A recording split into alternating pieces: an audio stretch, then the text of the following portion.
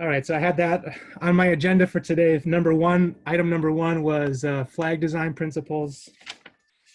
Okay, so I want to pick up with some of the material on cost effectiveness analysis that I had introduced last class, and then hopefully wrap that up by today and get into some concepts about thinking about distributional issues and distributional issues in cost benefit analysis and how to think about those. We'll probably end up finding, again, just as with the choice of social discount rate, it's a lot of very loose and indeterminate sorts of conclusions. There's not objective criteria that you can apply when thinking about distribution. It's very value centric. It's very philosophical. There are some principles which we can use and kind of generally use in trying to think about a good set of distributional weights. And there's generally some consensus about what a distributional weighting system, what its properties are. But exactly how to implement it is going to, again, just like the choice of social discount rate is kind of loose and indeterminate. So the choice of social weighting mechanisms to weight the benefits and costs of different groups is also a little bit loose and indeterminate. But we'll talk about some of the principles, and then potentially one way of implementing it to satisfy some of the criterion that we talk about for what a good distributional weighting system would have. But we'll hopefully start that by the end of today and get to more of it by next Tuesday.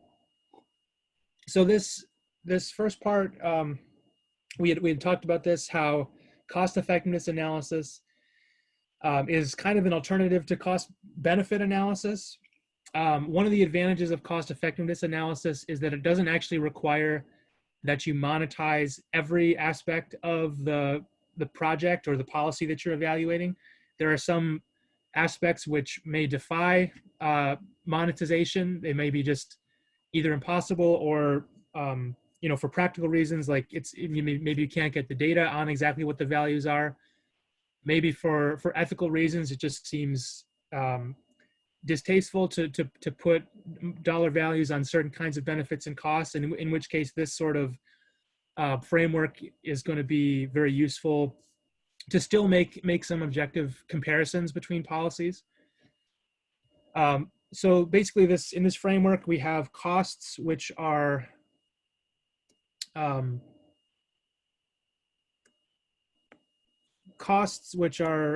denominated in dollars. That's nothing new. We have costs in dollars.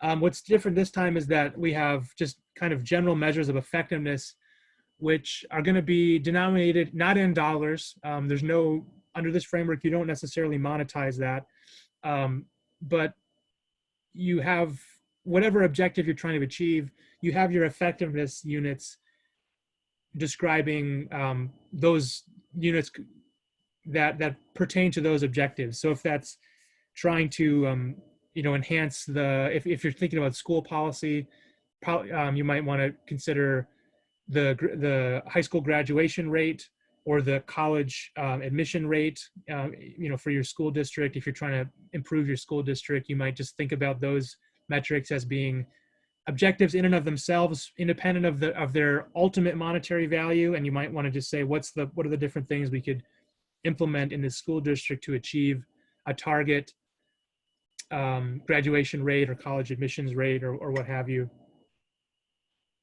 So those effectiveness units are going to depend on what you want to achieve with your policy. Just to bring this back to the COVID-19 analysis that we had done last week, a traditional cost benefit analysis. So the kind of the way that I had framed it previously was in these terms. These terms with kind of the upper black curve representing economic output associated with different levels of containment or different degrees of containment. Different degrees of containment are going to entail different levels of economic output. Uh, and then also different levels of containment will entail different amounts of excess illness and death. And I'm denoting this by the cost of illness and death that would occur in a business as usual scenario. And then as you sort of move to the left on this graph, as you move from right to left on this graph, you sort of increase containment and you reduce the cost of excess illness and death. And this is going to push down those costs while also incurring some economic costs.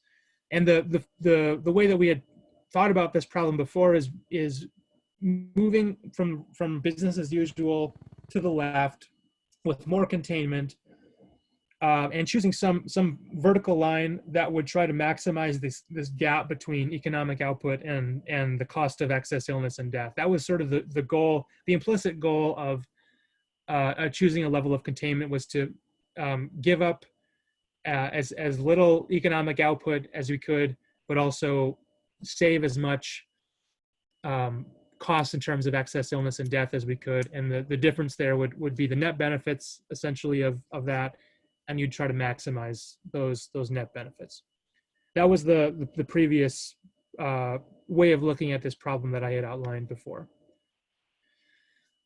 And then at the end of, I believe it was last Thursday, when we were talking about different policies for addressing this, I just made a sort of a categorical distinction between policies that are going to represent different levels of containment. That would be policies that are sort of different vertical lines on this graph, different vertical choices of containment, which are going to entail different amounts of economic output lost and different amounts of illness and death saved. So we can think of contrasting policies that have different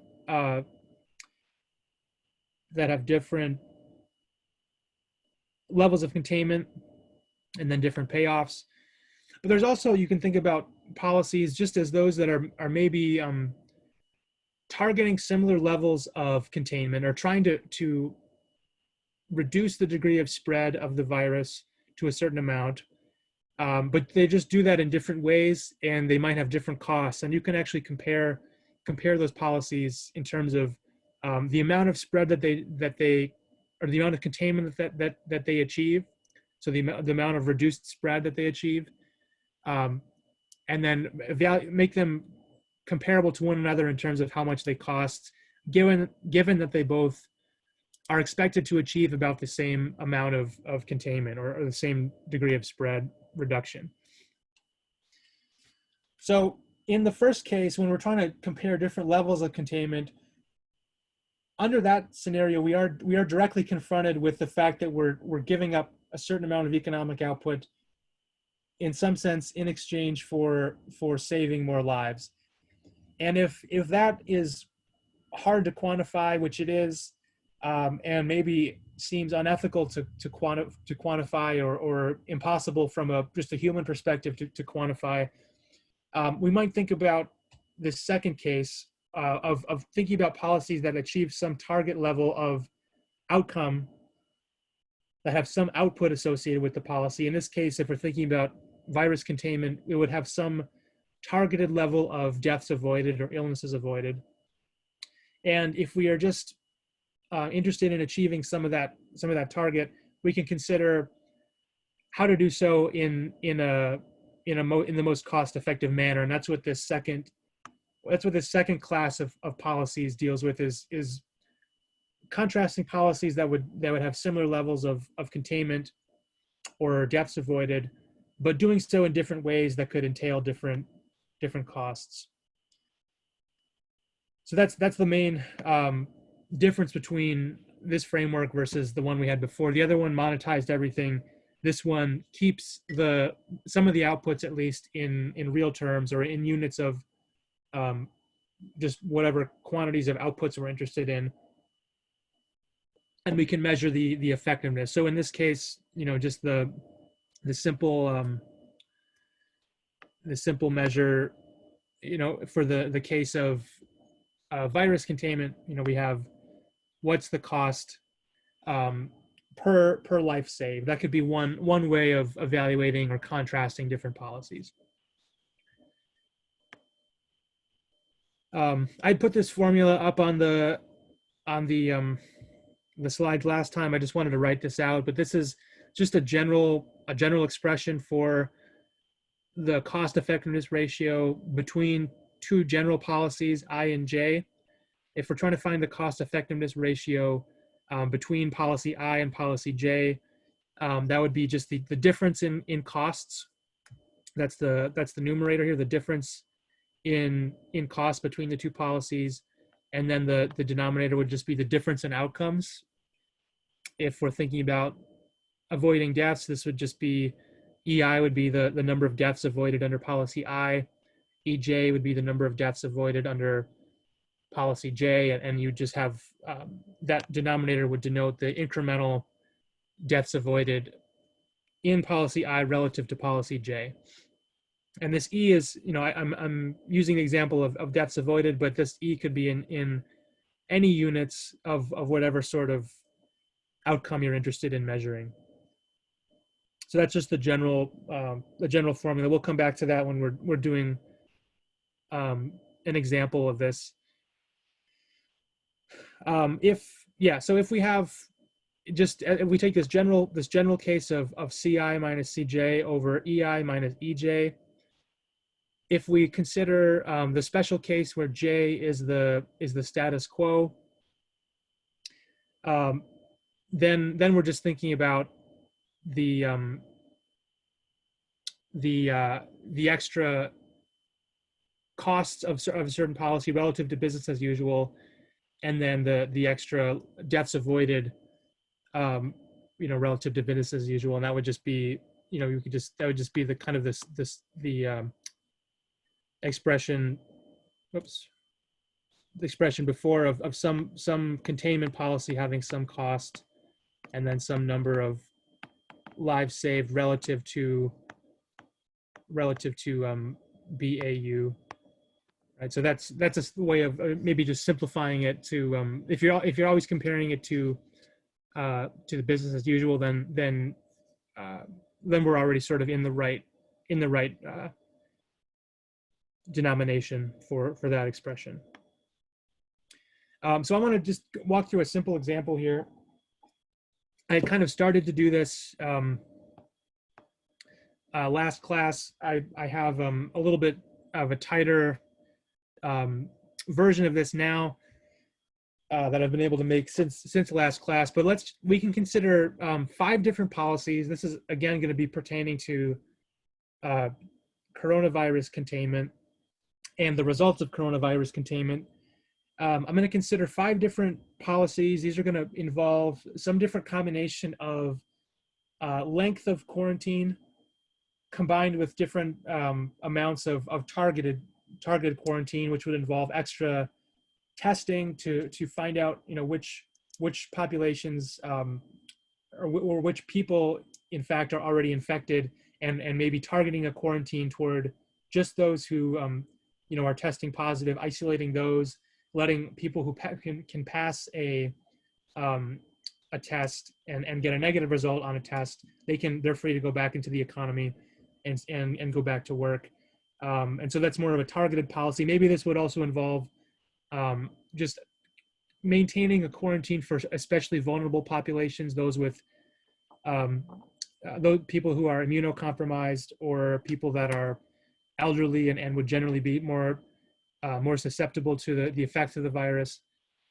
So this is different combinations of sort of duration of quarantine, along with different amounts of testing. And I'll elaborate on that in a second, but these are going to have different costs. There's going to be different sort of price tags on these different policies in terms of foregone output, as well as in terms of just out-of-pocket expenditure for testing kits and the staff and the administrative capacity to carry out a regime of testing. So those are both, foregone output, lost economic activity, as well as out-of-pocket costs for the testing itself. That's on the y-axis, and then the x-axis just represents, again, we're not monetizing these deaths, but we are perhaps able to make some estimate of how many deaths we're able to avoid as a result of these different policies. So the x-axis denotes our measure of effectiveness, which in this case is avoided deaths relative to just a business as usual, where we would carry on just as normal without any sort of special lockdown or testing. So that's the framework, that's the sort of the setting the stage for the example I want to go through here to demonstrate this cost effectiveness stuff. 5 different options. So I'm going to say that this option A, this is the option that is sort of in the southwest corner of this graph with the lowest cost and the lowest number of deaths avoided. I'm going to say, just for the sake of example, I don't know, these are just ballpark, back of the envelope sorts of numbers, but generally I'm going to think of policy A as being, let's just say, a 3-week quarantine where we lock down the economy for 3 weeks in order to flatten the curve, and then we go back to business as usual in the economy. And so that's going to entail less foregone economic output, less expenditure on special testing. So the costs of that are going to be relatively low, but it's going to not avoid that many deaths. There could be a lot of excess deaths that occur as a result of something like that. That's policy A. Policy B is going to be a quarantine of 2 times the length of policy A. We're not going to do any extra testing or any extra targeting.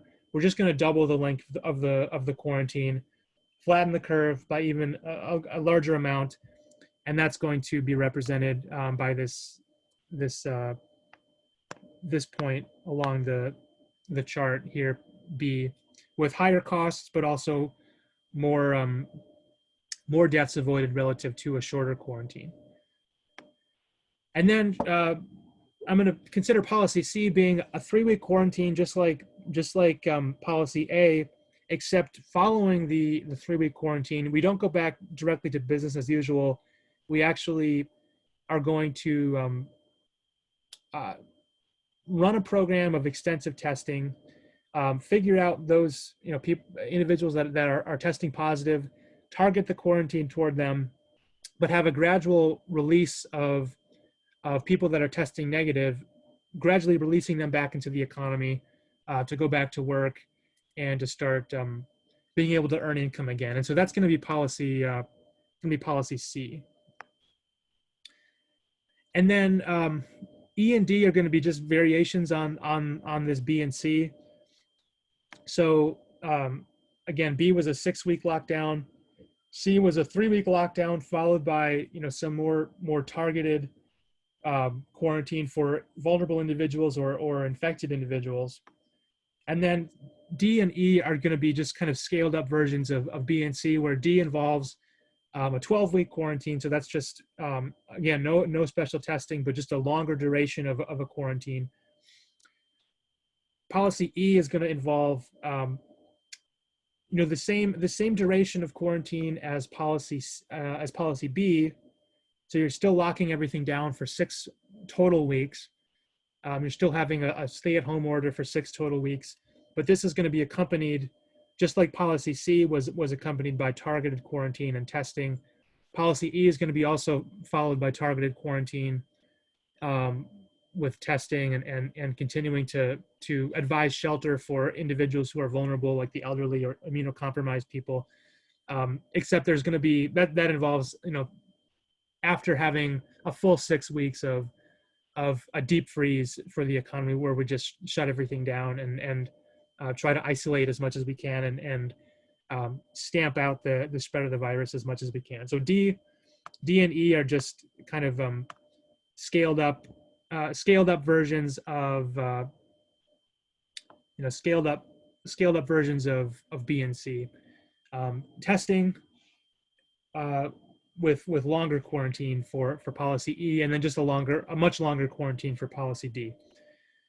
That's the setup. So let me we can consider One of the things that this framework allows us to do is sort of identify those policies that are unambiguously dominated by others. So this line, this yellow line, um, this yellow line represents the sort of the least cost methods, or the least cost feasible uh, feasible sets of combinations of cost and death. We have A, C, and E, which are all feasible, and these are all what we call non-dominated elements of this choice set. These are non-dominated in the sense that it's not possible to save more lives at any lower cost. These are the least cost options, least cost policy options for any given level of avoided deaths. So we can't move any further south east than what's traced out by this yellow line. We're not able to save any more lives for a given cost. And so one of the things that this allows us to do immediately is just we can immediately we can rule out B and D as being dominated by C and E. Those entail the same numbers of avoided deaths, but they have higher costs. So I summarize that here just with these couple notes here. C dominates B. That's denoted by the fact that C has a lower cost than B for the same output. And then in the same way, E dominates D. Again, same output, same number of avoided deaths. It just does so at a lower cost. Now that's fine. That's fine. That tells you something. We're still left with, however, the problem of still having to choose a point along this curve. So we have A, C, and E. We have policy A, C, and E, which are non-dominated, and we can compute the effectiveness, the effectiveness ratios that are associated with each of these policies. So if we just measure each of these effectiveness ratios compared to the status quo, in fact, we can do this for all policies. Actually, I need to before I do that, I need to put some numbers on. I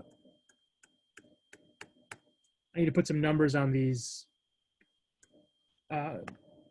different policies. I'm gonna, just for the sake of argument, I'm gonna say that these costs are gonna be in trillions. I'm gonna say policy A is about $4 trillion. I'm gonna say policy C is 7.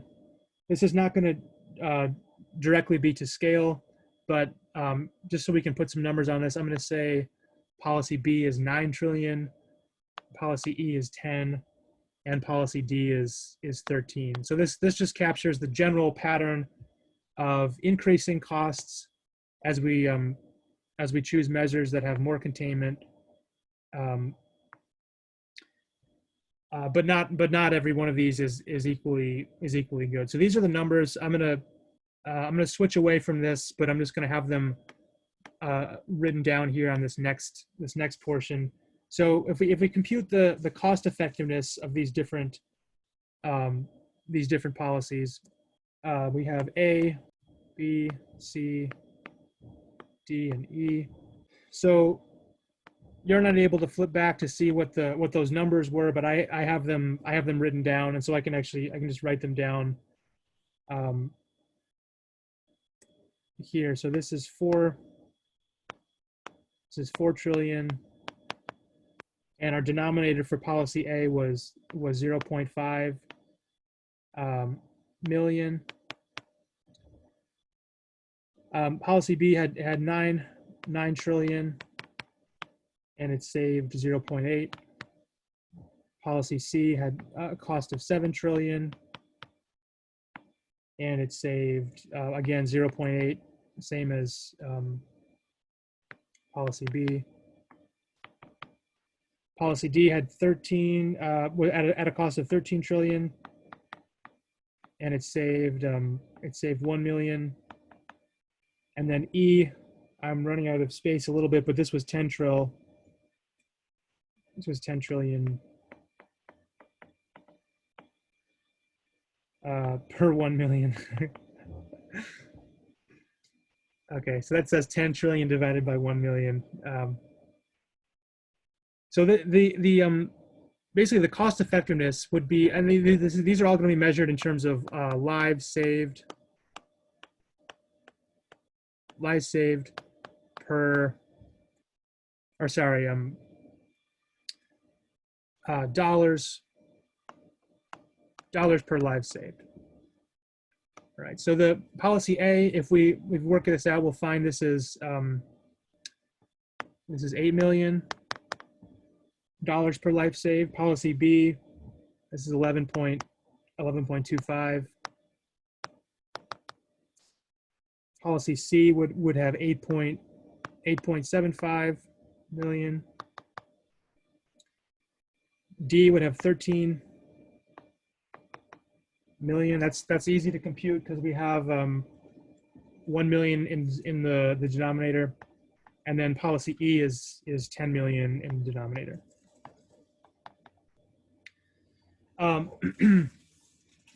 In some sense, we can already rule out B and D because we already know that these outcomes are similar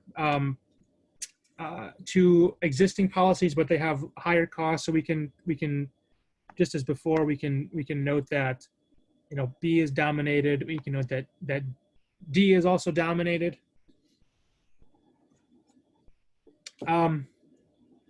So this again, this is the non-dominated set of policies, and one of the values of this cost effectiveness analysis is that it lets you narrow down the choice set a little bit. There's a zillion different possible things that we could do. One of the things that cost effectiveness analysis lets you do is if you can enumerate all of those different policies and achieve some estimate of the cost per life saved, then you've got at least a starting point to start to trim the field a little bit. There's all those different policies that are feasible, but we can trim out the ones and reduce the choice set just to those that are non-dominated. And so what we have after we've done that, we go back to this. Well, yeah, we've got this frontier. It turns out that A was 8 mil per life saved. C was 8.75 mil per life, and then E was 10 million per life. Right, and so we're one of the problems with cost effectiveness analysis, which we can kind of see right here, is that it's still not obvious which among these policies, A, C, or E, would be the best choice. We're dealing with this is called in general terms, this is the scale problem. If you remember back actually to homework one in this class had you calculate the net benefits of different uses of a wilderness area, and there was one of those options was just keeping it as a straight up wilderness. Another option was having a conversion to some kind of formal recreational area, not like a theme park, but like a state park that would be somewhat managed in order to facilitate certain kinds of recreational activities. And those different options, they came along with different total net benefits and different costs. And then along with that, we calculated benefit cost ratios. Anytime you're dealing with a ratio like that, this is a ratio. So these cost effectiveness ratios, the fact that they're ratios means that they're not capturing anything about the scale of the outputs. So we know from this analysis here that policy A costs the least amount per life. We know policy C costs less per life than policy B, and so C dominates B. We know that policy E costs less per life than policy D, so we know that E dominates D. And then we have some notion of like what the expenditure, what the required cost is for each of these options. But it wouldn't be right to judge based on just this analysis. It wouldn't be right to judge that A is unambiguously the preferred option just because it has the most cost effectiveness. In some sense, we're still back to where we started, with needing to make some evaluation of what these different values of avoided deaths are worth to society. And it doesn't necessarily have to be monetization, but we could say the increment here between going from policy A to policy C, we save 300,000 more people, and it's about $750,000 per life more to make that incremental increase. We still have to make that judgment, but that gives us a little bit better sense of, without having to actually put a value on the life explicitly, we can kind of gauge what the costs are for each of these options, and then consider, okay, maybe those extra 300,000 lives, are worth the cost to go from policy A to policy C. Similarly, you could gain an extra 200,000 avoided deaths by going from C to E. And this cost effectiveness analysis, while it couldn't objectively tell you that E is better than C or C is better than A, you have some idea of what you're giving up in order to get that incremental amount of whatever kind of output you want from the project. So this is again not something that has a direct rule for choosing between non-dominated policies. So A, C, and E are all non-dominated, and yet it wouldn't be right to say that A is dominating C and E, because A is producing a different quantity of the good than C and E are. And so because we have that scale problem is key for thinking about why C and E can't unambiguously be better than A, or why A is not unambiguously better than C or E. It's because they're dealing with different outputs, and depending on, as a society, how we want to value these outputs, there's sort of an additional subjective calculus that would have to be made. But at least what this does is it gives you some sense of what you're giving up, and then you could say, okay, these 1 million deaths avoided, maybe that's worth it. Maybe that's worth it to spend, whatever those resources are in order to achieve that target. Maybe that's the target we want, and now we know that E dominates D, so let's choose E rather than D. So that's sort of the extra or the different approach that cost effectiveness analysis gives you. Again, we don't eliminate the problem of having to deal with having to make judgments at the end of the day, but it just frames those judgments a little bit differently than a strict benefit cost analysis would, where a strict benefit cost analysis would actually put dollar values on these lives, and then put a final numerical monetary evaluation on the policy that you want. So that's the basic idea of cost effectiveness analysis, and that's kind of one way of looking at the problem in our current disease environment that we're in. Um, we know that A has a higher cost effectiveness ratio than C, and C has a higher one than E. But we're still left with the problem of whether that's a meaningful number, whether that cost effectiveness ratio tells you and definitely recommends one policy over another. It at the end of the day it doesn't, but it does allow you to trim down the choice set into those that are non-dominated.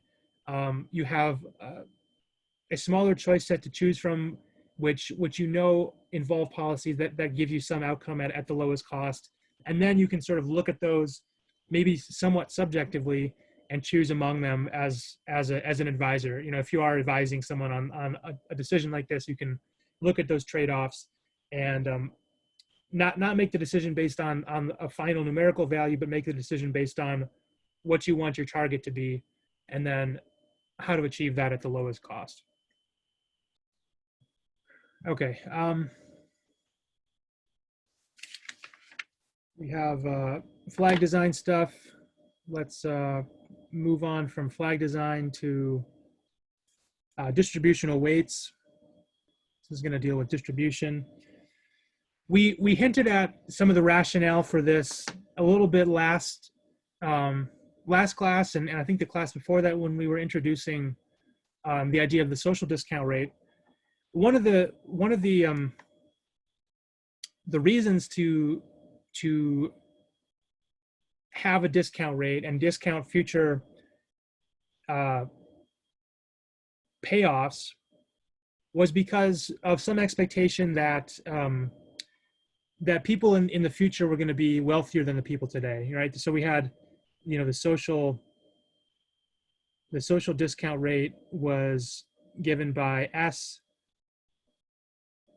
and we had that equal to some pure rate of time preference plus some marginal elasticity of utility with respect to income, and then some growth rate. So this term on the right hand side, in some sense, was the discounting that you'd apply because that certain people in the future are going to be richer than people today. That there's going to be an overall greater abundance of resources for people to enjoy in the future, and typically we think about people with declining marginal utility of income, where the more income you have, your utility is higher, but you are not getting the same incremental benefit for the next dollar as someone who's poorer. That's exactly the rationale that we are going to apply in this case, or at least that's part of the rationale. There's actually, I'm going to outline three different distinct reasons for why you might want to take into account distributional criteria. So generally, this is going to be rationale for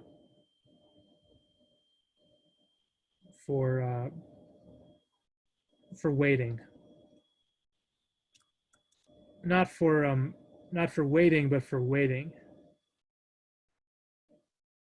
This would be putting weights on different categories of people according to how you think their utility or their benefits should count relative to those of other people.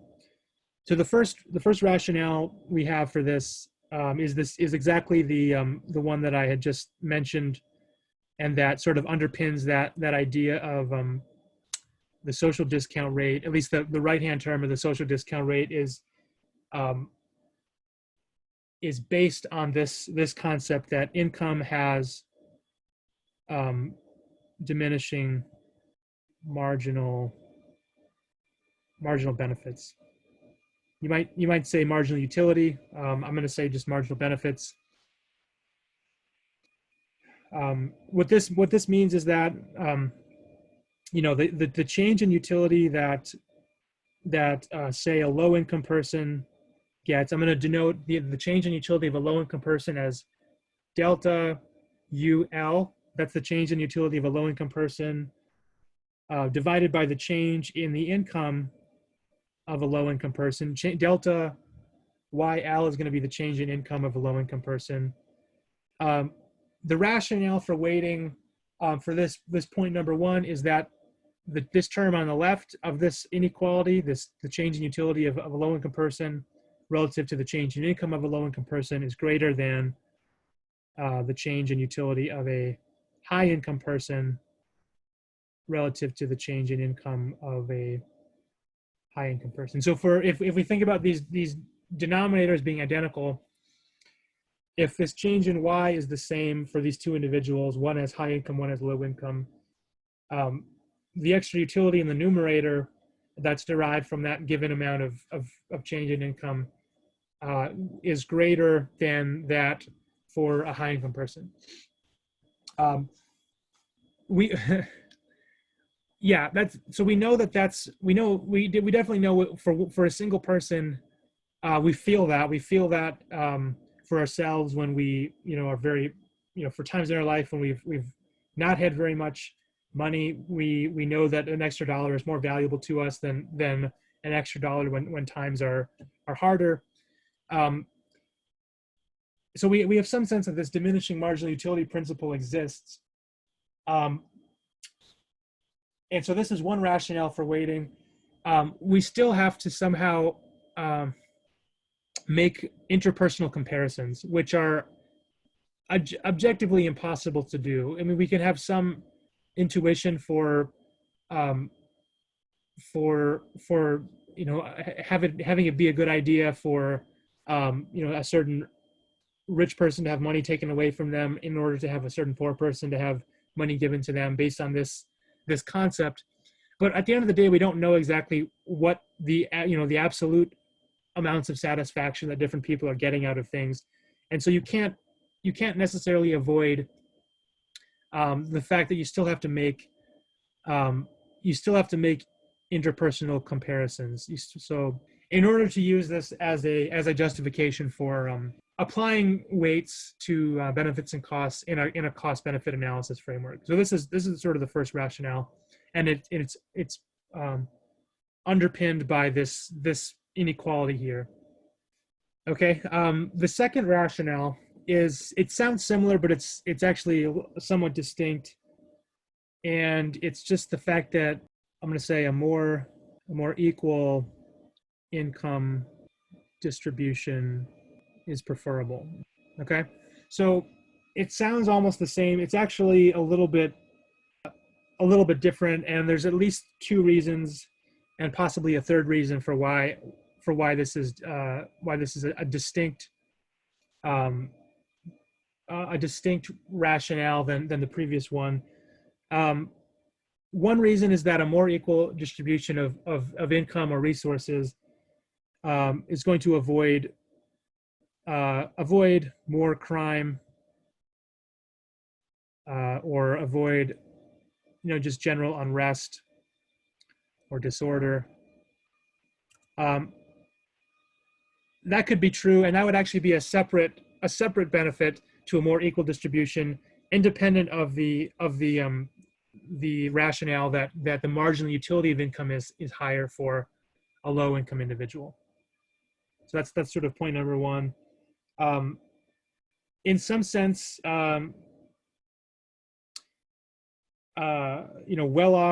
well-off individuals get utility from improvements at the bottom of the income distribution. So if we observe this in the sense that people do give to charity, we can see revealed preferences for a more equal income distribution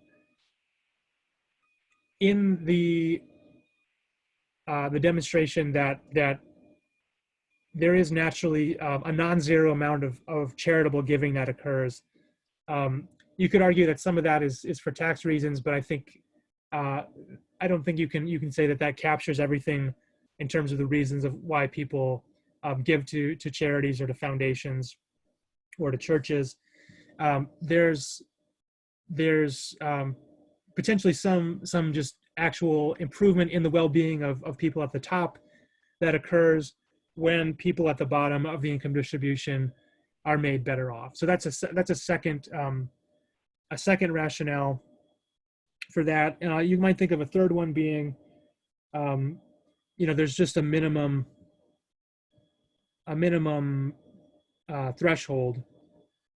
So this would be an argument of there's a discontinuous relationship between income and utility, where there's a minimum threshold, in order to live, a minimum threshold of income to live, or at least in a dignified manner.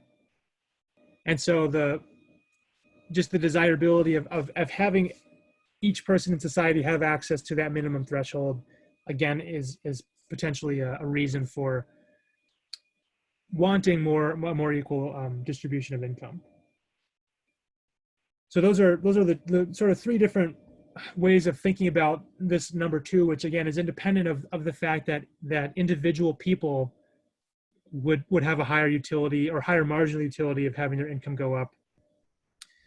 So this one, you could actually think about a change in overall social welfare. I'm going to use SW to denote social welfare. This could say that there's actually the change in social welfare from the change in income to a low-income person is greater than the change in social welfare when maybe you have the identical change in income for a high-income individual. And this is true even if this equality holds, where we had this before was an inequality where the marginal utility of income to a low-income person was greater than the marginal utility of income to a high-income person. This rationale number two is saying that it could be possible that this overall social welfare is the change in social welfare from an increase in the income of a low-income person is greater than the change in social welfare from the change in income to a high-income person. And so that's an independent rationale for desiring to put some weights on payoffs to different income categories, even if it's true that there is no diminishing marginal utility of income itself. So these are all different reasons.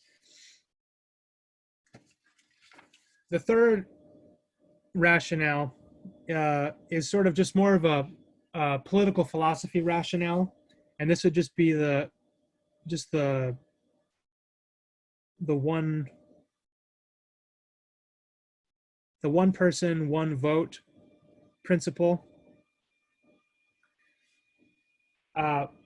If you remember, actually, we sort of touched on this maybe a little bit back in the earlier part of the course when we were trying to talk about how changes in willingness to pay or changes in consumer surplus represent benefits in a cost-benefit analysis framework. One of the things that assumed when you do use willingness to pay as a measure of social benefits, one of the things you're assuming is that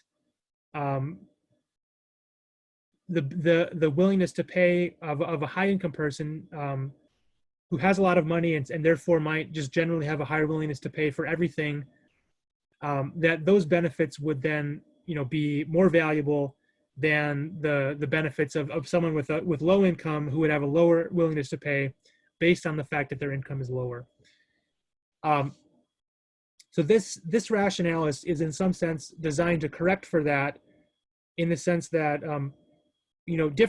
different amounts of consumer surplus can accrue to different groups as strictly a function of their income. So if we think about just basic consumer surplus ideas, we have a demand curve, which is maybe the demand curve that low-income individuals would have. So we're just going to, in general, divide groups into two groups: one low income, one high income. We know that income is an argument in the demand function. So we know that just by virtue of having higher income, the demand or the quantity demanded is going to be higher at any given price, just as a result of that higher income, because income is one of the determining factors for willingness to pay and the quantity demanded of any particular thing. So if we think about some policy maybe that that reduces prices or increases prices, it doesn't matter. We can think about some change in price. We can think about some P1 and P2. Maybe this is representing an increase in prices, right? We have consumer surplus, which is measured by the area, below or the area to the left of the demand curve between the two prices. So if I call this area A here and this area B, the change in consumer surplus for the low income group would be A. That would be they lose out by the amount A by having that price increase. The change in consumer surplus for the high income group, that would be given by, again, the area to the left of the demand curve, and between those two prices, that would be the change in consumer surplus would be, in that case, A, plus B. So just by virtue of, if we consider the fact that these two groups of people could have different willingnesses to pay strictly because one has higher income, maybe we can even assume they're identical in every other way except that one group has higher income than the other. These benefits would register as being higher for high income individuals as opposed to low income individuals. Right. So one way to if we're thinking about, we've sort of laid out three different reasons for why we could have a desirability of putting weights on the payoffs to different groups, especially particularly different income groups. We have three different reasons for why that could be desirable. The first two are actually pretty difficult to actually operationalize. So if we wanted to correct for this first problem, that income has diminishing marginal benefits or diminishing marginal utility, if we wanted to correct for that, we would have to know something about what the utilities actually are of these different people. If we wanted to theoretically make that adjustment and have a theoretically consistent and theoretically grounded correction measure, we would have to actually know the utilities that are accruing to these different people, the different marginal utilities that are accruing to these different people under these different amounts of income. And that's hard. We don't know what people are thinking or actually feeling. We don't know what's happening in their brain. We don't even know what utility is. It's not a a concrete, quantifiable construct, and so that makes this first rationale sort of lack any objective basis in making a correction. It doesn't suggest a natural empirical correction that we could make.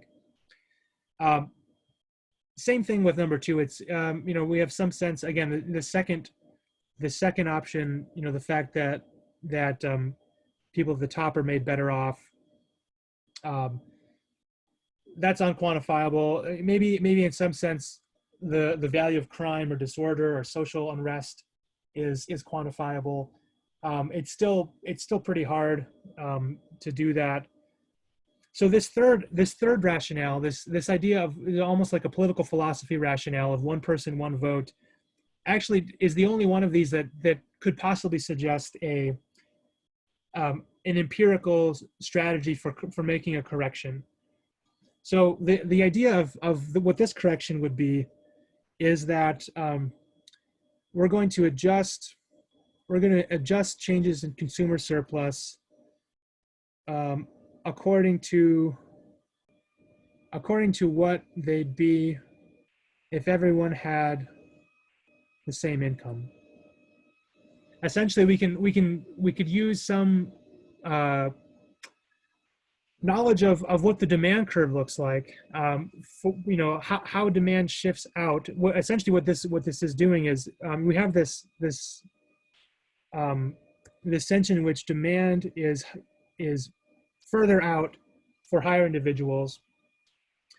If we observe market behavior and actually observe the choices that people are making under when they have higher income, the kinds of things they're buying, or the kinds of the quantities of things that they're buying as they have higher income, we could estimate some parameters of those demand functions by the observations of those market behavior and knowing the characteristics of the people that are making those decisions. We could use those data, and those are things that we could potentially observe out in the world. And we could make adjustments to the demand function and to consumer surplus as if everybody had the same income. We could say, okay, we observe these different quantities of purchase as a result of income, and we can kind of isolate how much of that extra quantity is due to income. And then we can consider, okay, what would happen if everybody had the same income? What would that imply? And so what this could essentially do is, we have remember the consumer surplus, the consumer surplus for the high income, or the change in consumer surplus for the high income individuals was A plus B. Consumer surplus is something we could actually measure in a market. It might not be something that has a direct welfare implication, but it is something we can measure. We can measure the change in consumer surplus for low-income individuals, and then we could consider what would be the implicit weights. Maybe having some weight. I'm going to call these weights W. These are just going to be like scaling factors that we could place on consumer surplus in order to adjust for these differences in changes in consumer surplus. We have two different parameters. We have WH and WL for the weight to the low income and high income. We could actually just set one of these to 1. It doesn't matter what these absolute numbers are, what these weights are, as long as what matters is the relative weights. So let's just make WH equal to 1. And then consider, given that WH is equal to 1, what's the weight on WL that would cause the change in consumer surplus to these two groups to be identical? Because they're both facing the same increase in price. They're both facing the same sort of shock to their purchasing power as a result of this price going up. But the question is, if we want to correct for the fact that one of these groups has more income, what scale factor could we apply to adjust for the changes in consumer surplus? And so one of the things that one strategy, or one empirical strategy that could fall out of economic theory would be, if we set one of these weights equal to 1, set the weight on the rich households equal to 1, and then solve for, what would be the weight for low income individuals, which would result in equating these two changes in consumer surplus to account for income. We could come up with, just some rough approximation of that by taking the consumer surplus. Or sorry, I have that upside down. This would actually be this would be A plus B over A.